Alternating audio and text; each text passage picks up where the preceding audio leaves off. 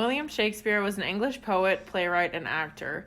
Born in April of 1564 in Stratford-upon-Avon, United Kingdom, he is widely regarded as the greatest writer in the English language and the world's greatest dramatist.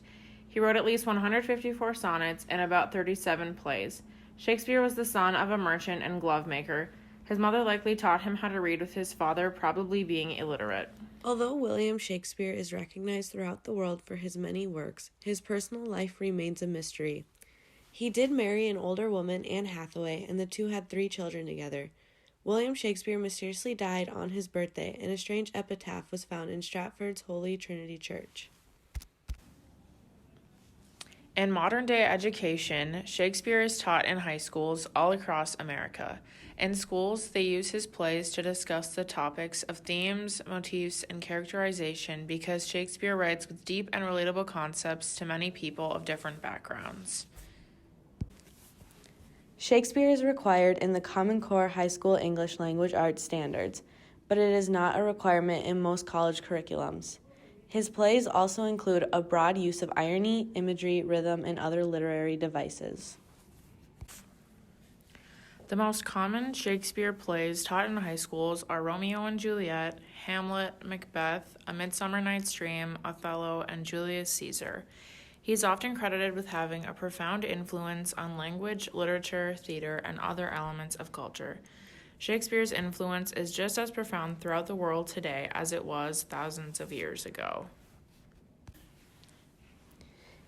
He had 8 siblings, most of which died at a very young age. He was John and Mary Shakespeare's oldest surviving child, the first 2 daughters both not living past infancy. He went on to become a prolific writer, director, actor, and playwright.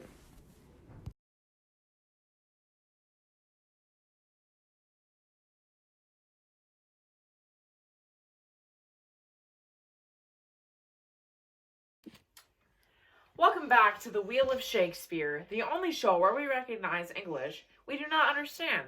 On today's episode, we are quizzing our guest on Antony and Cleopatra. Let's meet our contestants, shall we? Sup, I'm DeMarcus. I've been loving Shakespeare since he dropped out in 7th grade. Excited to be here tonight. Well, hello, DeMarcus. Audience, give a round of applause for DeMarcus. Go to market, go to market, go to market. In this show, you will go through rounds of trivial questions based off of Shakespeare's play, Antony and Cleopatra, and for a grand prize, you will need to reenact a scene. Are you ready? Oh, I'm ready. Demetrius are what, and what are they discussing? Easy. They're Roman soldiers and discussing how their general, Mark Antony, has fallen in love with the Egyptian queen, Cleopatra. When the queen is trying to get Antony to say how much in love with her he is, what happens?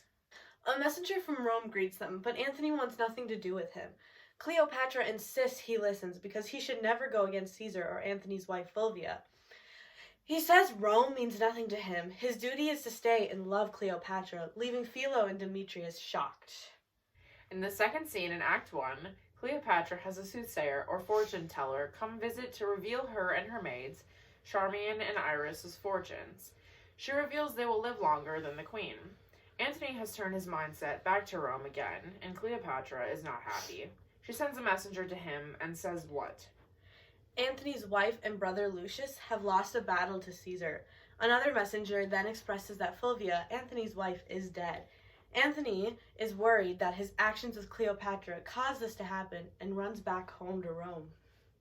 Excellent. Now Cleopatra sends her servants to fetch Antony. Cleopatra casts a spell stating that Fulvia ever gives Antony leave to come to Egypt. She asks what? How can she ever believe the vows of a man so willing to break his vows to his wife? Cleopatra sees how little he grieves and believes he will not grieve for her when she dies. The argument on travel and love begins. Antony promises no distance will ever break his love. Meanwhile, Caesar believes Antony is against him and plots a battle. As Cleopatra continues to complain about how she misses Antony, what is brought to her? A pearl. Anthony has kissed the pearl before he gave it to her as a token of his love, but he did not look happy nor sad when he delivered it. Awesome job. Ready to reenact your scene for the grand prize? Let's do it. Give me some music. Music, moody food, of us that trade in love. Let it alone. Let's to billiards. Come, Charmian. My arm is sore. Best play with Marty on. As well a woman with a eunuch played, as with a woman. Come, you'll play with me, sir? And when goodwill is showed, though it come too short, the actor may plead pardon. I'll none now, give me mine angle. Will to the river, there, my music playing far off, I will betray. Tawny fin fishes, my bended hook shall pierce their slimy jaws, and as I draw them up, I'll think them every one an Antony, and say, aha, you're caught.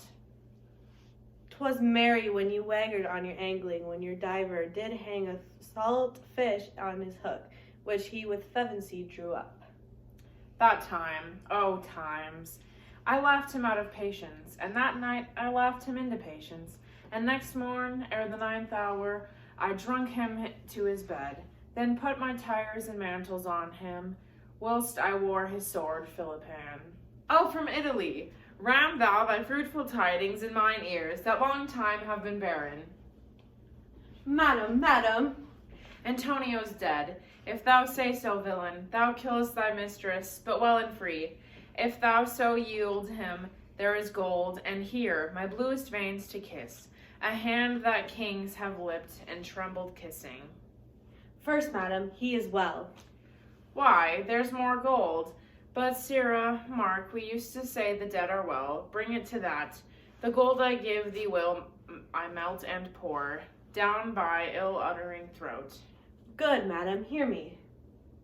Well, go to I will, but there's no goodness in thy face. If Antony be free and healthful, so tart a favor to trumpet such good tidings. If not well, thou shouldst come like a fury crowned with snakes, not like a formal man.